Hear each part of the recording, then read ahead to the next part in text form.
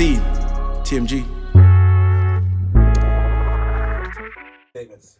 But anyways, what we really want to talk about in this episode, the sweet science. You've got 20 minutes now. Fantastic. Boxing. We'll talk about PSG United there. No, we don't need to talk about that today. Boxing. Talk to me. Showtime, Sean Porter. He's retired. Crawford retired him. What are your thoughts? As he said, fighting. He said that his hardest fight was this boy, Bud. He's fought a lot of great fighters in his time. He never shied away from a contest. Give him credit for his career. And you know, he's a respectable boxer. He can retire with his head held high. You know, but obviously these new boys are here, and you know you can't keep up. It's a good sign to go out on top and not loiter. He made a real profound statement in his retirement speech. He said he didn't want to be a gatekeeper, which is true, and he wasn't. But I argue he was.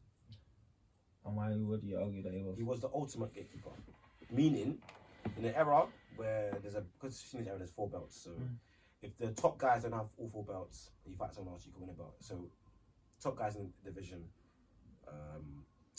Spence, Crawford, and it was Furman before his injuries and his whatever, because Furman beat Porter as well. Those 3 guys, he's lost to.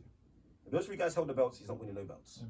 But obviously, the belts have been dispersed. He's managed to win. He's been a 2-time champion. Also, Kell Brook would have been one of those guys if he didn't make silly decisions and fight flipping Golovkin and then fight Errol Spence straight after. Well, Errol Spence straight after wasn't a silly decision, but the Golovkin was, because that took a pound of flesh and he hasn't recovered from that. Yeah, Canelo Golovkin absolutely pummeled his face. He did. But flipping, he beat Danny Garcia.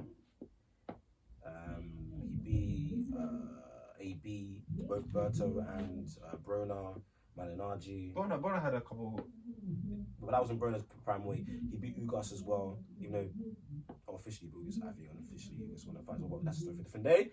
But the 4 guys he lost to, the guys I mentioned that are the real deal in that division. Obviously, Kell Brook fell off before he could really fight with his boys like that. Errol Spence, and then Keith Evans fall off. That's only needs 2, Spence and Crawford. And if those guys holding the belts don't win, that's why I say he's the ultimate gatekeeper. And the reason I say that, his athleticism is arguably the best. He's even bigger than weight, even though he's small, because he shrinks down from 160. In amateurs, he's fighting at 160. He shrinks down, but with that, he doesn't have punching power that way. Oh, he's 31 victories, only 17 knockouts. Not a bad ratio, but not really been known as a guy that knocks people down like that. That's just at elite level. Doesn't really have punching power like that. I mean, he hit Spence a lot. He hit Crawford a lot, but his punches weren't as sharp. He kind of smothers his punches. He doesn't really get full extension like that.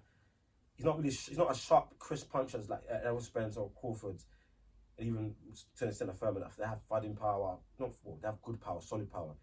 He doesn't really, because if Porter had good power, he'd be right up there with all of them.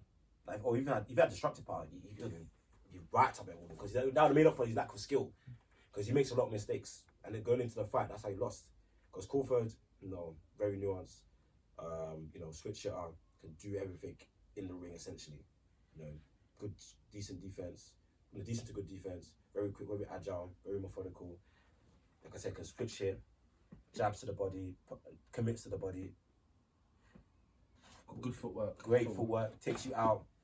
I mean, boy, the skill disparity was a bit big. And yeah, you got caught out. I mean, if you look at the 2 knockdowns, Porter leaned in, launched in. And eventually, because, Crawford took time, was attacking the body in the early rounds. I think he hit 26 body punches to Porter's 6. Big disparity. Like I said in the AJ fight, if Porter had 10 more body punches, the fight could have been different. But so his lunges were less effective, less quick. So Crawford was now able to time him. Step back, like James Harden in basketball, to the body, to the chest, to the face. He went down, colliding forces. One guy stepping back, then punching, guys coming forward. Double impact. And that's just really skill and application. If Porter had that sort of skill, well, not that sort of skill, but if Porter had more skill, it would have been a much better fight. But that's not the case. You can't have everything, as they say. Oh man, division. It's clear there's 2 class acts in the division with Porter and Crawford. No, not Porter. With Spence and Crawford. It's tough. It is tough, but he gave a good. He didn't just go there and lie down. Do you get what I mean? He didn't know. And that's important. That's important in boxing, as you said. I think the division right now it's just a bit in flux until the two big guys fight. Well, Furman says he wants to fight. But says he wants to tune up. I say he wants to fight. He'll be ready for Crawford in 8 months. I hope he doesn't get in the way. Even though Furman is best can really trouble those guys and arguably even beat them. But I hope right now the fight that needs to be made.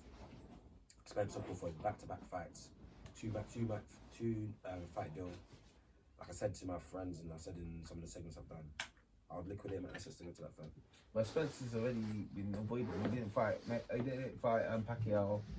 Like, what's his health condition? We don't really know. He had an eye injury. Yeah, but we don't know what his health his condition is. I mean, I'm a Spence guy, but just being honest and objective, he's had his car incident. That's taken a pound of flesh out of him. He's had his eye injury. Potentially can take a pound of flesh out of him as well. So Spence, he's not going to be as the Spence. He's not going to be as good as we won't be at his peak condition, in my opinion, because he's just had too much taken out of him. I hope he still has enough in the tank to win, because I don't mind who wins, but Spence is I prefer Spence a little bit over, so I'd want Spence to win more than I would want Crawford if you had to, hold me, who you put down to play type of thing.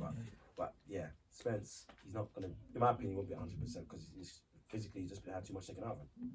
And to be fair, a lot of that is down to him, especially the car incident. Not taking care of your body, heavily drinking, intoxicated, flipping over your car multiple times. That's down to you. The eye injury, fair enough, that's not down to you, but that sort of thing. When you get those kind of injuries, it's like now, like what do you do with your career? How do you progress? Like, is this the peak Spence that we're gonna get now? Basically, he's showing his body's breaking down. That means, to be fair, in his credit, he does fight the big fights and he will call for the big fights. He can't take any pigment fights. See the biggest fights. So you've been down against Crawford, and now Furman. If he wants to fight Furman, if he fights those two guys, that's 3 fights. Say he wins all those. What's go up and wait, get a belt there, fight the belt holder. Cool. I don't think he's gonna go up on that.